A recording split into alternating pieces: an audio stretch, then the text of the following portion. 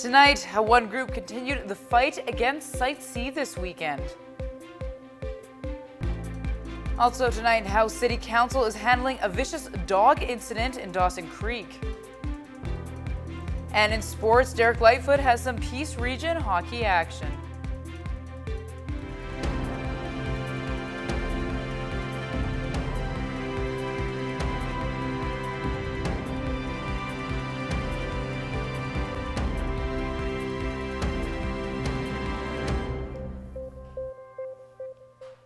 Good evening and thanks for joining us. I'm Marney Blunt.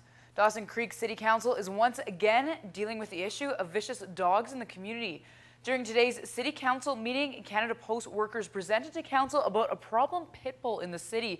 The dog has allegedly had 3 incidents with Canada Post workers. In one incident, the mail carrier even maced the dog. In another incident, a worker was bit on the leg, causing her to miss 6 days of work. Council deemed the dog a vicious animal on October 26, requiring the animal to be properly controlled while on the owner's property and muzzled while in public. But Canada Post workers say that's not enough. I would like to see something done more than just having this dog deemed vicious. I think it's had too many incidences. I'm worried about not just my Canada Post employees, but also kids out there. Some of the witnesses are saying that they don't go for walks anymore just because the dog's always loose. The SPCA says the dog owner has been very compliant with taking the necessary steps to ensure the dog doesn't accidentally get loose again. City staff also say the dog hasn't done enough to make an order for the dog to be destroyed. The dog is deemed vicious. That puts requirements on the owners. We monitor, and if they violate those requirements, we fine. That's where we would be at, because I'm telling you, I can pay for the legal opinion to come tell you that there isn't enough here for an order for destruction. Council voted in favor of having a voluntary assessment done on the animal to see if things can be done to prevent these incidents from happening again. Council says public safety is the main concern. If that's the history of the dog, and a dog like that, it's just a matter of time until there's something very serious. I mean, getting bit and being off work for a week is serious. But if we know about it and we don't do anything about it, I think we're negligent. City staff will work with the SPCA to find someone who is qualified to do a proper assessment to find out if further action is needed. The fight against the Dakota Access Pipeline in the United States has caught the attention of people in Canada. Thousands of people gathered in Toronto on Saturday in solidarity with protesters. And this weekend, some people in the Peace showed their solidarity as well as they continued a fight of their own. CJDC's Peter Houston reports. More than 2,000 kilometers away from the Standing Rock Reservation in North Dakota, Site C opponents stood in solidarity with the Dakota Access Pipeline protesters on Saturday. Organizers say their fight against the dam mirrors the battle against the pipeline. We've had our struggle here with trying to protect the water, and when we seen that, we wanted to be able to do something in solidarity, but also stand up for the struggle against Site C and to keep the Peace River. The Dakota Access Pipeline protests are led by more than 90 Indigenous groups from across North America.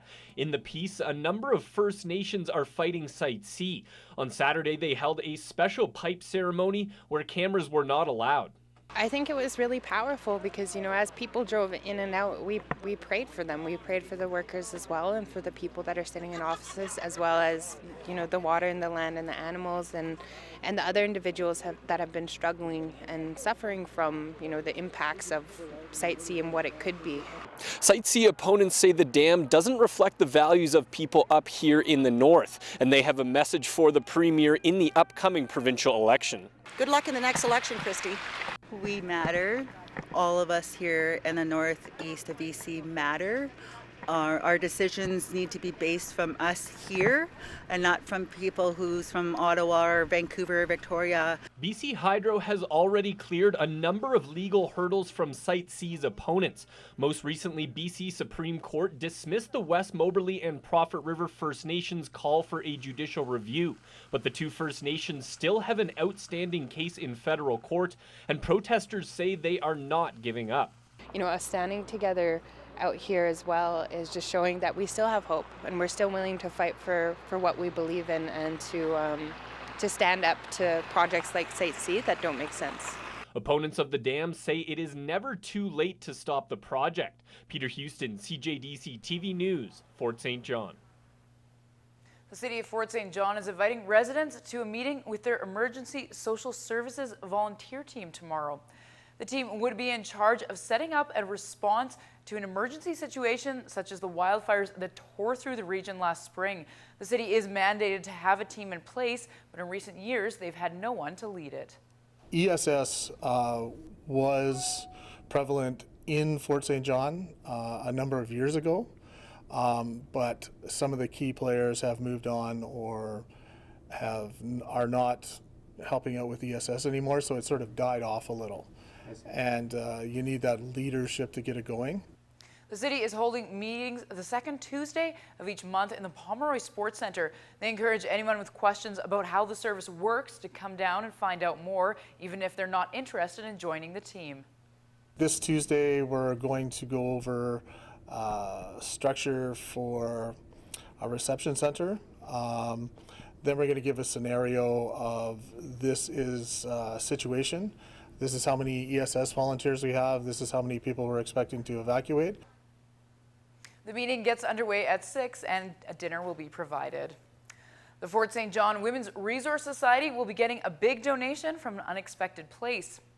15-year-old Caden Hagen is hoping to donate about $6,000 to the society. Hagen has been raising money by selling Christmas tree ornaments that he made. This week he sold almost 200 at the Ladies' Day Out event, which brought in nearly $4,000. It means that I'm starting to accomplish my goal, and after this I believe I'm going to give the money to the women's shelter, and I just can't wait to see the faces on the people. Hagen still has 120 ornaments left, which he will be selling on December 10th at the Vintage Affair Christmas Market. He said he got the idea to do the fundraiser after talking with his mom about the downturn in the economy. Hagen's mom runs Sticks and Stones Pottery, and Caden used her studio materials to make more than 300 ornaments.